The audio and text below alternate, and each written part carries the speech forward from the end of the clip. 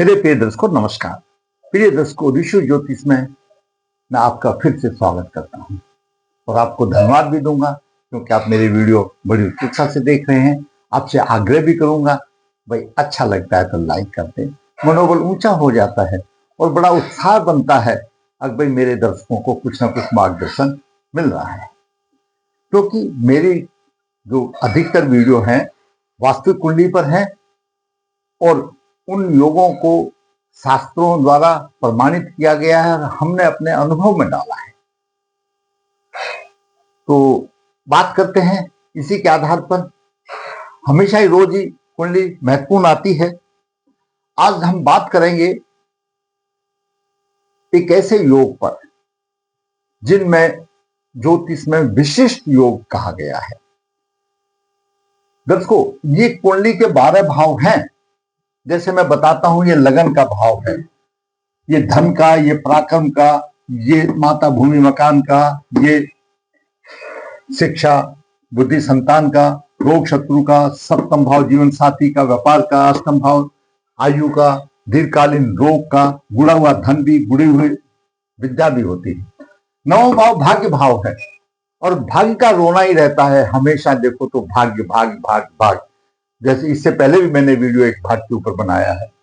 दसम भाव ये है केंद्र और शीर्ष केंद्र है कर्म का भाव, प्रतिष्ठा प्राप्त करने का भाव। एकादश भाव आमदनी का, द्वादश भाव तृतीय भाव खर्चे का भाव, जो जीवन में कमाया सभी चीज है। अब विशिष्ट महापुरुषों, जैसे हम अपने समाज में कह देते हैं भाई ये तो विशिष्ट गणमान्य व्यक्ति है, तो वही ज्योतिष में भी विशिष्ट गणमान्य महायोग है। ये 4 केंद्र हैं, 1 केंद्र 2 3 4, ये केंद्र माने गए हैं। इन केंद्रों में कुंडली में सबसे बलवान कौन होते हैं? केंद्र और 2 त्रिकोण।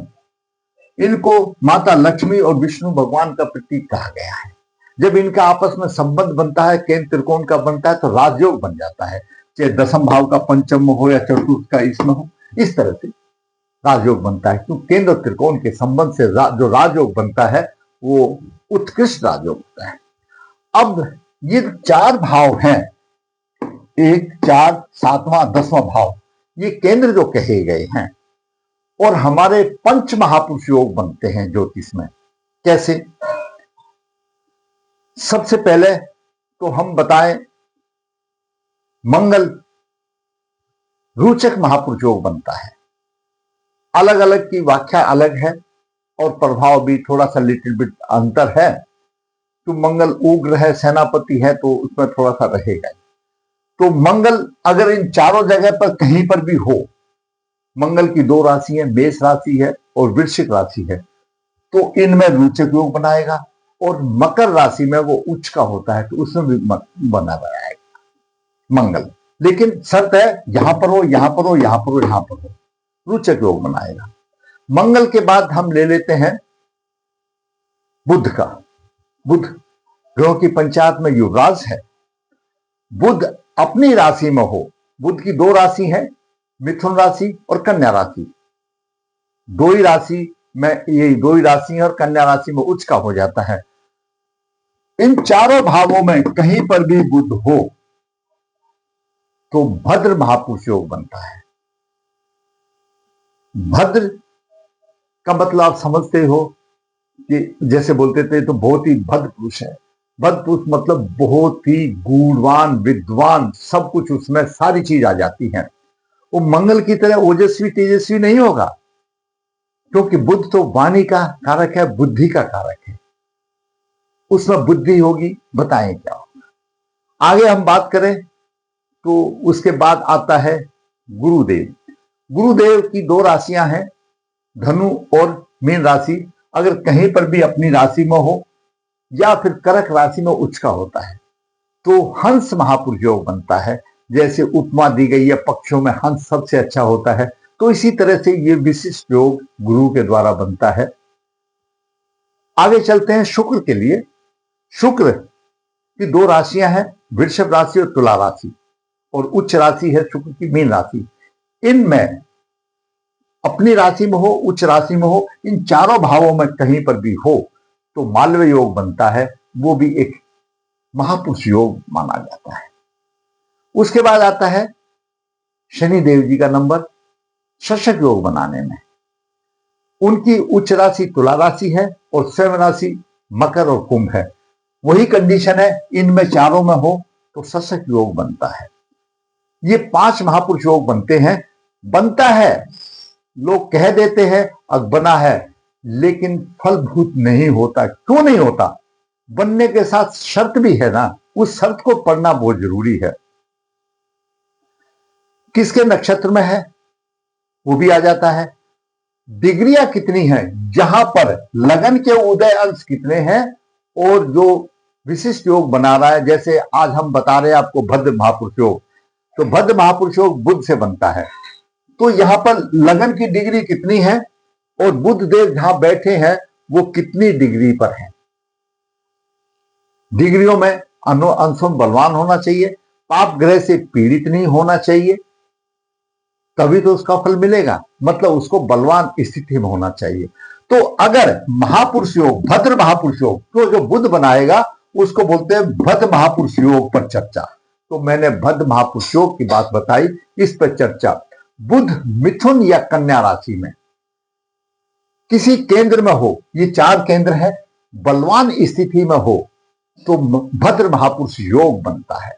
ऐसा जातक उच्च कोटि का विद्वान, प्रतिष्ठित ज्ञानी, अच्छा वक्ता होता है। यह केवल क्या बनेगा, मिथुन लगन में बनेगा तो चतुर्थ भाव में बन जाएगा, लगन में भी बन जाएगा। तो यहां पर 3 लिखा होगा तो मिथुन राशि में 3, 4, 5, 6 लगन और चतुर्थ भाव में बन जाएगा। मीन लगन में चतुर्थ भाव और सप्तम में बन जाएगा। यहां पर 12 राशि होगी तो चतुर्थ भाव में बन जाएगा, सप्तम भाव में बन जाएगा। तो इस तरह से कन्या लगन में होगा तो लगन में बन जाएगा, दसम भाव में बन जाएगा। यहां पर कन्या 6 राशि होगी, 6, 7, 8, 9, 10, 11, 12, 1, 2, 3, यानी लगन में बन जाएगा और दसम भाव में बन जाएगा। इन जगह तो बन जाएगा। लेकिन बुध के सहचर्य और इस पर दृष्टि का भी ध्यान रखना चाहिए।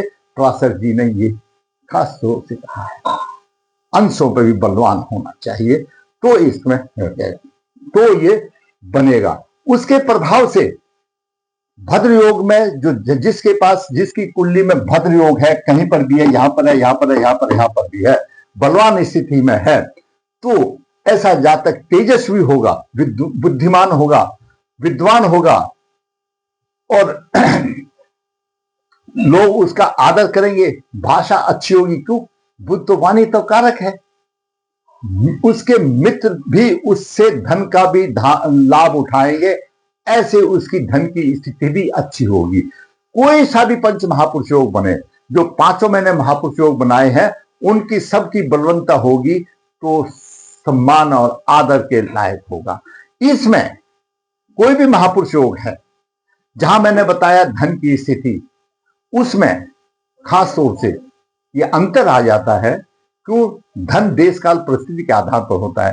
तो गरीब घर में भी अगर ये परिवार ये बन रहा है, महापुरुष योग बन रहा है, तो आप देखोगे ना, उनमें भी तो विद्वान होते हैं, उनको भी तो सम्मान मिलता है, और अपने शतर में वो भी तो धन गरीब होते हैं। तो ऐसा कुछ वो नहीं है कि इससे धन का ही आकल किया जाता है, लेकिन ये मैंने आपको बताया। और मित्र वर्ग उनका उत्तम होता है। इनके जो मित्र वर्ग होते हैं वो उत्तम होते हैं, सुखी होते हैं, जातक धैर्यवान होते हैं। परंतु बुध चतुर्थ भाव में अगर है तो, और पंचम में सूर्य है, ये भी एक खास बात है, तो धन के विषय में परेशानी आ जाती है। ये अलग बात, एक खास बात है। तो ये योग बन रहा है। अब आता है भाग्य शस्त्र। अब कुंडली में अगर ये योग बन रहा है, अब यहां पर विचार करने वाली बात है, कुंडली में अगर ये योग बन रहा है और भाग्य अस्त है तो कैसे मिलेगा भाई? भाग्य तो पहले चाहिए, कर्म के साथ भाग्य भी चाहिए। तो भाग्य अस्त हो और भाग्य के ऊपर पाप प्रभावित हो तो भाग्यहीन हो गया। भाग्यहीन हो गया ना, तो यहां पर बड़ी समस्या आ गई। तो उसको कैसे मिलेगा, आगे देखते हैं। 10वें पंचम भाव में, दसम भाव का स्वामी पंचम भाव में हो तो भी अच्छा एक राजयोग बताया गया है, और उसके ऊपर राहु का प्रभाव हो तो वो भी भंग हो जाता है। तो ऐसी कुंडली में राजयोग हैं, हम उनको अगर देखते रहेंगे तो ये देखना है क्या ये राजयोग है, क्या ये भद्र पुरुष महापुरुष योग है, क्या फलित हो रहा है, नहीं हो रहा है। फलित नहीं हो रहा है तो बेकार है। मैंने आपको बता दिया कैसे बनता है, क्या प्रभाव होता है, बलवान स्थिति में चाहिए। अब हम इसी को कुंडली में देखते हैं। दर्शकों, भद्र महापुरुष योग पर चर्चा मैंने आपको बता दी। भाग्य पाप प्रभावित और अस्त, 10 में पाप प्रभावित, लगन पर पाप प्रभावित। जातक का जन्म 28 अक्टूबर 1982 शुक्ल पक्ष 11 पूर्व भाद्रपद चरण 1 गुरुवार को हुआ, शाम को 8:55 पर हुआ। जन्म के समय पर मिथुन लगन हुआ। मिथुन लगन के 3 डिग्री 2 मिनट है। राहु 15 डिग्री 39 मिनट लेकर के बैठा हुआ है। और चतुर्थ भाव में बुध, लगन का स्वामी बुध 27 डिग्री 32 मिनट लेकर के कन्या राशि में उच्च राशि में है। जैसा कि मैंने बताया कि यह मिथुन लगन में ही बनेगा, क्योंकि कन्या राशि अपनी आ गई, उच्च का हो गया। यहां पर भद्र महापुरुष योग बुध देव बना रहे हैं। अभी इतना ही है, आगे इसके लिए बाद में बात करेंगे, पहले ग्रहों की बात कर लें। पंचम भाव में शनि 2:40 मिनट लेकर के एकादश भाव का यानी 9 भाव का स्वामी है और अस्त है।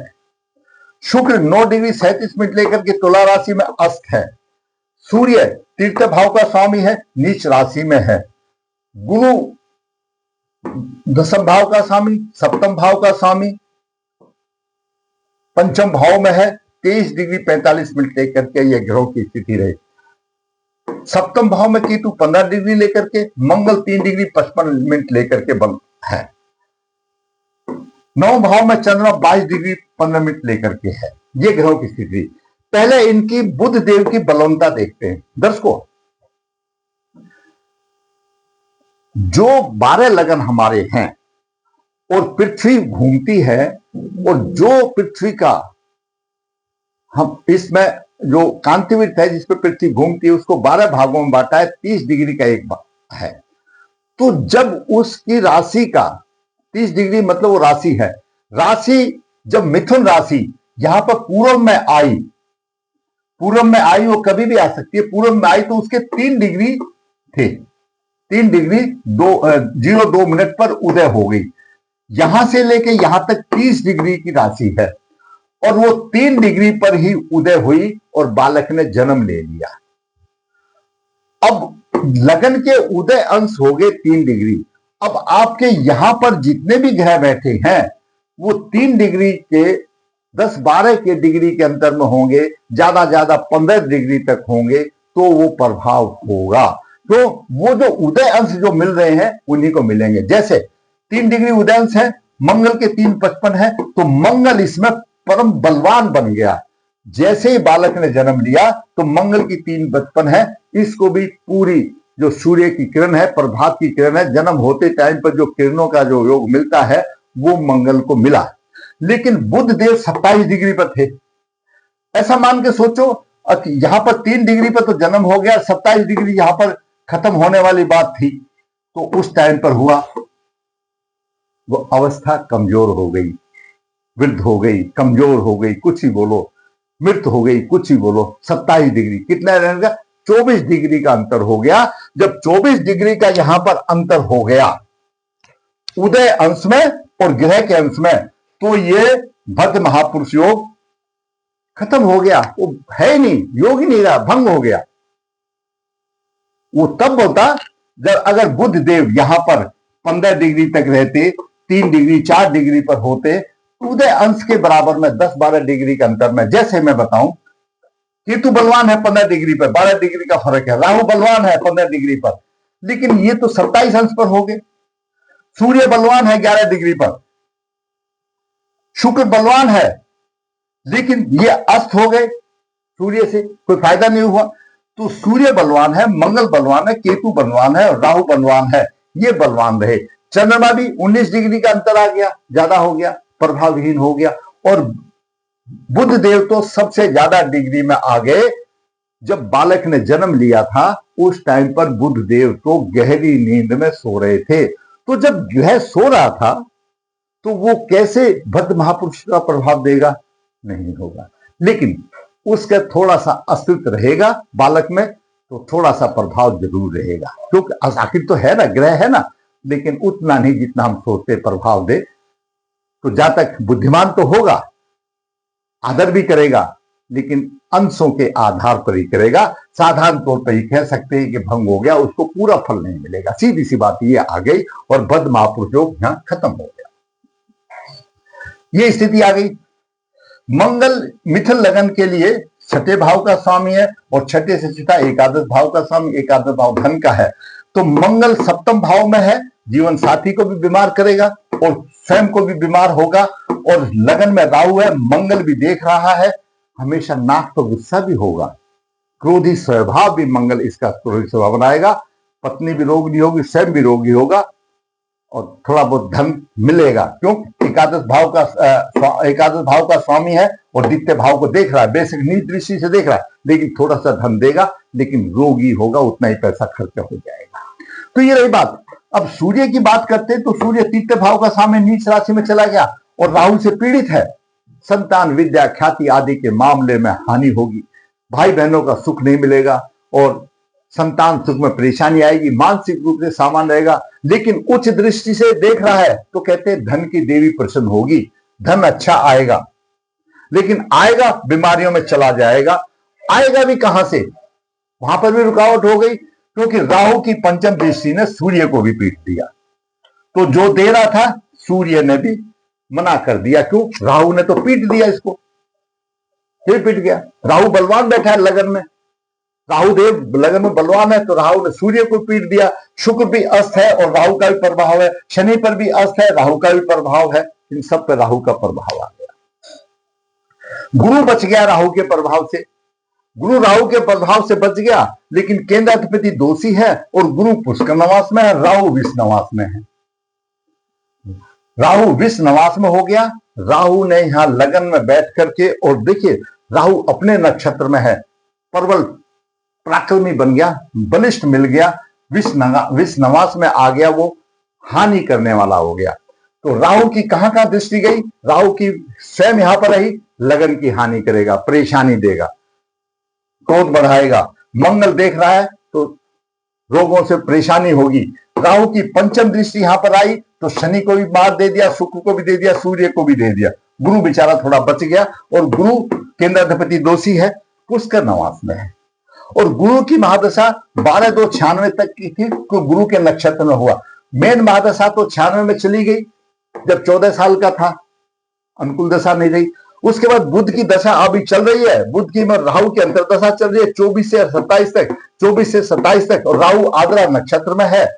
बुध की दशा अच्छी तो होगी, लेकिन चित्रा नक्षत्र में है, शत्रु के नक्षत्र में, कोई बात नहीं, अपनी राशि में थोड़ा नीच दृष्टि से देख रहा है। यहां पर बुध जब नीच दृष्टि से देख रहा है इसको, तो थोड़ा बहुत परेशानी से उसको व्यवसाय में देगा। क्यों? कि लग्नेश है, नीच दृष्टि से देख रहा है, थोड़ा बहुत एडजस्टमेंट करेगा। क्यों? मित्र वर्ग उत्तम होता है, धैर्यवान होगा, फिर भी उसका जो अस्तित्व है बुध का वो तो कहीं नहीं गया, देगा। और इससे आगे सूर्य जा रहा है तो धन ज्यादा खर्च हो जाएगा। तो यह है कि यहां पर उसका अस्तित्व जरूर बचेगा, लेकिन दसम भाव को नीच दृष्टि से देखता है, पिता के पक्ष में हानि देगा, राज के पक्ष में भी थोड़ी सी परेशानी के साथ ही कुछ देगा। घरेलू सुखों में इतने मिल जाएंगे कि लापरवाही भी हो जाएगा, लेकिन कहां से मिलेंगे? जैसे मैंने बताया कि ये तो हालत में, मृत हालत में हो गया, कमजोर में हो गया। तो यहां पर इसको भी हम समझ लें, कोई मजे वाली बात नहीं, कोई प्रभाव नहीं मिला और जिंदगी में उतार चढ़ाव ही आ गए, कभी सुधरने वाली बात नहीं रह गई। यहां पर सूर्य रोग भी दे देगा, पथरी का रोग दे देगा, किडनी का रोग दे देगा, और भी कोई रोग, हड्डी का रोग यहां दे देगा, क्यों? राहु से पीड़ित है, ये भी समस्या आ गई। शुक्र तुला राशि में है, अगर शुक्र यहां पर अस्त नहीं हो तो बड़ा लक्ष्मी योग बनता है, लक्ष्मी हमेशा घर में रहती है, लेकिन सूर्य ने वो भी अस्त कर दिया और सूर्य भी पीड़ित हो गया। खुद सूर्य लक्ष्मी योग दे रहे थे, वो भी पीड़ित हो गया, समस्या आ गई। सबसे बड़ी समस्या आ गई, अब शनि भाग्य का स्वामी है और अस्त भी हो गया, राहु के प्रभाव में भी आ गया। जब भाग्य अस्त हो गया, राहु के प्रभाव में भी आ गया, तो दर्शकों सिर्फ वही जानता है जिसके ऊपर गिरती है। ऐसे योग लेकर के जो आदमी घूमता है ना, बाकी तो इस समाज में मजाक उड़ाने वाले होते हैं, लेकिन जानता वही है जिसके ऊपर पड़ी है। उससे दिल की बात पूछ के देखो, वो यही सोचता है कब समय निकल जाएगा। वो बुद्ध की वजह से थोड़ा सा बुद्धवान है, इसलिए कब जीवन उसका सही लाइन पर आएगा नहीं आएगा, इसी आशा में जी रहा है। और ये परेशानी है, क्यों भागे, हाँ सोचता है कि अभी भाग आएगा, दिखता है पंडित जी बता देते हैं अब इस बार अच्छी दशा आएगी। जब तक ये भाग्य को उदय नहीं होगा कोई दशा नहीं आएगी।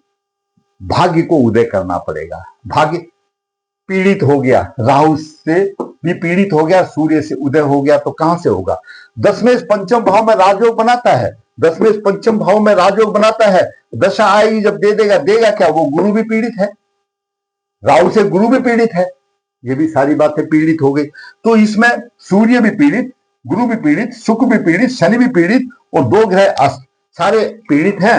एक बचे हैं तो राहु और मंगल देव, और चंद्रमा भी पीड़ित आ गया। ये चंद्रमा भी पीड़ित हो गया, मानसिक बल कमजोर हो गया, चंद्रमा पीड़ित हो गया। नहीं तो धन भाव का समय भाग्य भाग में है, भाग से कुछ बनेगा, कुछ धार्मिक प्रवृत्ति होगी, चंद्रमा भी पीड़ित हो गया। अभी आप देखिए बचेगा कौन? राहु और मंगल, केतु, तीन ही बचे।